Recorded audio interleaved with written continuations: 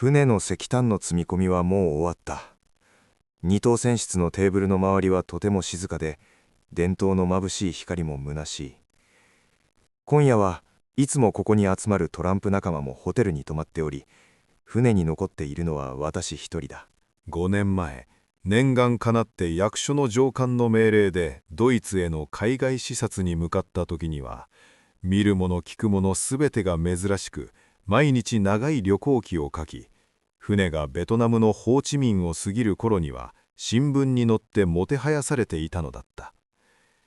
だが今思えば、幼稚な考えや分布相応な方言ばかりで、動物や風俗まで珍しがって書き連ねたのを、資料ある人はどう見ただろう。この帰りの船旅に出発するときに日記帳も買ったが、白紙のままだ。ドイツでいろんなことを学ぶ間に、ニル・アゴミラリー、世の中のことにはもう動じない、そんな冷静さを得たのかというと、そうではない。別の理由があるのだ。今、東に帰る私は、昔、西へ向かっていた頃の自分とは違う。学問はまだ十分ではないけれど、世の中の辛さや人の心が当てにならないこと、そして自分の心さえも変わりやすいことも悟った。昨日の正しさが今日は誤りになる。そんな移ろいやすい感覚を日記に移して誰に見せるのか。だから日記が続かないのだ。いや、これにも別の理由がある。ブリンディシュの港を出てからもう20日余りが過ぎた。普通なら見知らぬ乗客同士でも話を交わし、旅の退屈や憂鬱を紛らわすのが船の旅の習わしだ。それなのに私は軽い病を理由に自室に閉じこもり、同行の人たちともほとんど口をきかない。それは誰にも打ち明けられない心の痛みで頭を悩ませていたからなのだ。この悲しみは、最初は心をかすめる一筋の雲のようにかすかなものだったが、次第に深くなり、スイスの美しい山の景色にも、イタリアの歴史ある遺跡にも、全く心を向けることができなかった。ついには世の中を嫌になり、自分の人生をも儚く思うほどになり、毎日腹渡が9回ねじれたような深い痛みを背負うことになった。今は心の奥に固まって一つの影のようになっている。文字を読めば、物を見れば、鏡の像や反響のように、悔やんでも悔やみきれない思いが湧き、たびたび私を苦しめる。どうすればこの痛みを消せるのか。他の痛みなら詩や歌にすればすっとするだろうが、これは心に深く刻まれすぎている。今夜は誰もおらず、部屋の明かりを管理している船員もしばらく明かりをつけには来ないだろう。ならば、そのあらましを書き綴ってみよう。私は厳しい家庭教育のおかげで、父を早く亡くしても学問を怠らず、藩の学校でも東京の予備校でも大学法学部でもいつも首席、つまり一番の成績だった。母は一人息子の私を支え、それが慰めだった。19歳で学士号を受け、大学創設以来の名誉だと言われた。ある省庁の役所に入り、母を東京に呼び、3年ほど楽しく暮らすうち、上司に評価され、ヨーロッパへ出て実務調査をせよと命じられた。出世をするいいチャンスだと心を奮い立たせ、50を越す母と別れるのもそれほど悲しくなく、はるばるベルリンに来た。ぼんやりした功名心と鍛えられた勤勉さを携えて、ヨーロッパの大都市ベルリンのど真ん中に立った。一体これはどんな光のきらめきなのだろう。私の目を打ち抜くようだ。これはどんな色彩なのだろう。私の心を惑わせるようだ。この大通り、ウンテルデン・リンデンは、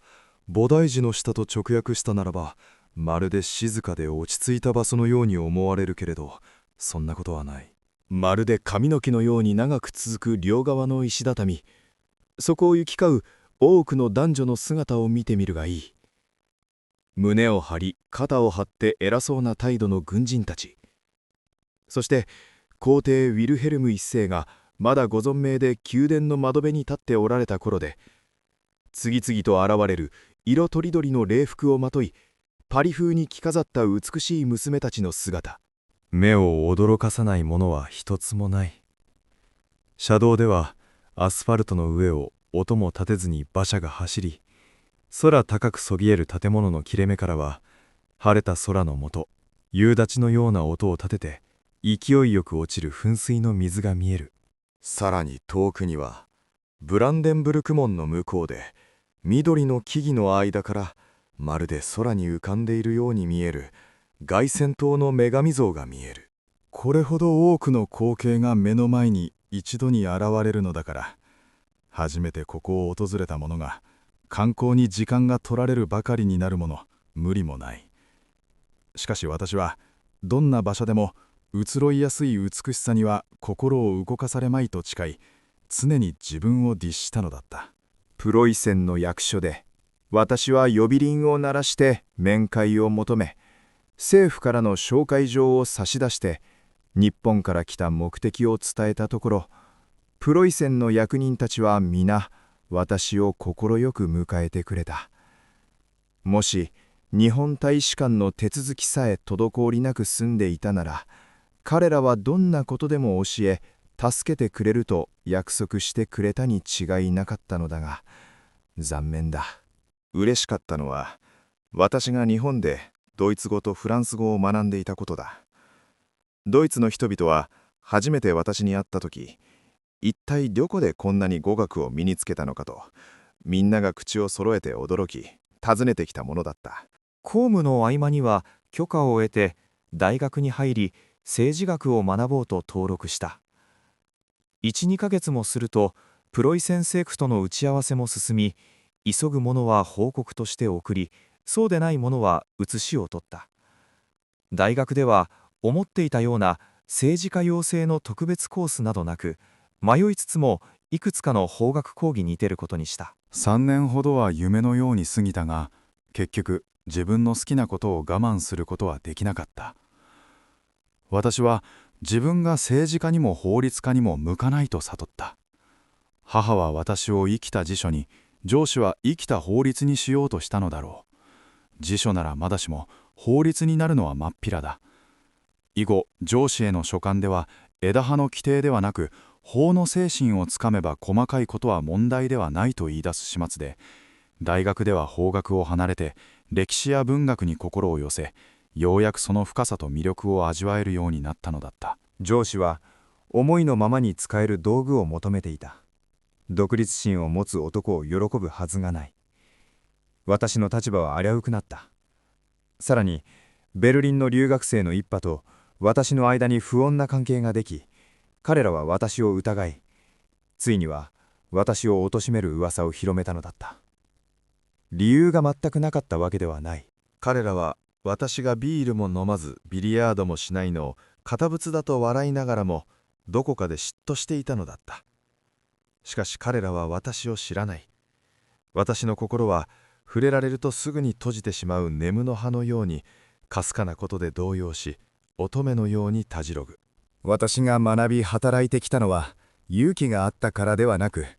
自分や他人を欺いて敷かれた道をただたどってきただけだった。横浜を離れるとき、涙でハンカチを濡らしたのが本当の私で、早く父を失い母一人に育てられたこともこの性格の原因だろう。彼らが私を堅物だとバカにするのは仕方ないとしても、この弱く哀れな心に嫉妬するのは愚かだ。都会的な派手な服のカフェの女性店員の呼び込みや、鼻にかかった声で話すレーベマンと呼ばれる遊び人たちを見ても、私は近づく勇気がなかった。そんな勇気がないから活発な同郷人たちとも交われない。交際が薄いせいで彼らは私をバカにし、嫉妬し、さらに疑うようになった。これが私が後に身に負う濡れ衣と数々の苦難のきっかけとなったのだ。ある日の夕暮れ、私は動物園のあたりを歩き、ウンテルデンリンデンを過ぎて、下宿のあるモンビッシュ通りへ帰ろうとしていた。私は、あのまばゆい明かりの海のような繁華街を抜けて、この狭く薄暗い路地に入ってきた。上の階の木の手すりには、シーツや下着が干されていて、まだ取り込まれていない家々。頬ひげを長く伸ばしたユダヤ教徒の老人が入り口に立っている居酒屋。一方の階段はまっすぐ上の階へ通じ、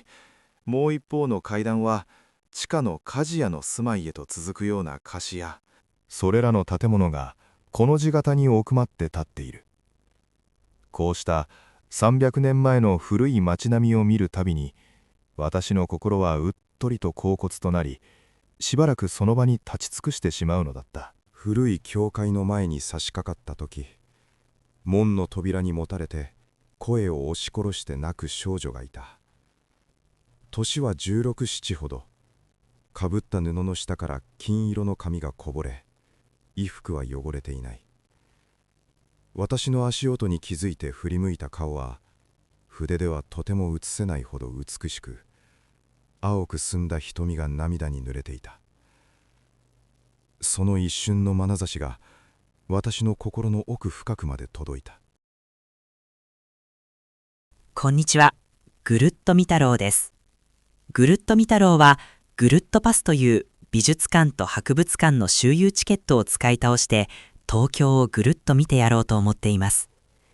そのためには予習をした方が施設をより楽しめると思います。